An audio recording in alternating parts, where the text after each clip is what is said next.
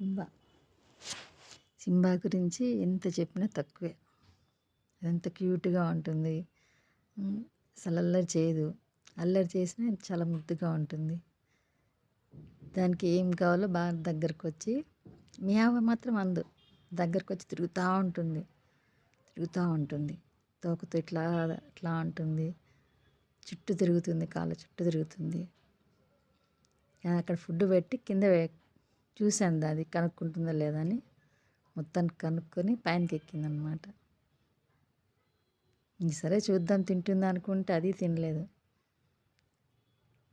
తినిపించాలట. మా అబ్బాయికి తినిపిస్తుంటానులేండి నేను. అట్లాగే పిల్లలకి తినిపించేదానికన్నా సింబాకి తినిపించేటప్పుడు చాలా సంతోషంగా ఉంటుంది. ఎందుకు సంతోషం అంటారా? పిల్లలకి పెడితే తలకి అటు ఇటు తిప్పుతూనే ఉంటారు. వద్దంటారు, లేట్ చేస్తుంటారు. ఇది మాత్రం మంచిగా తింటుంది. తిన్నంత వరకు తింటుంది మంచిగా. తర్వాత వెళ్ళిపోతుంది.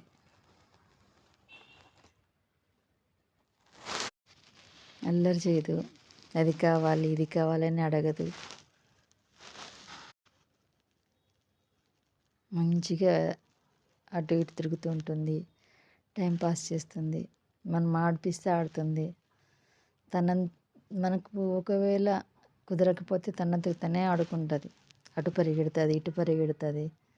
అసలు వీడియో కూడా దొరకదు, అంత ఫాస్ట్గా పరిగెడుతుంది.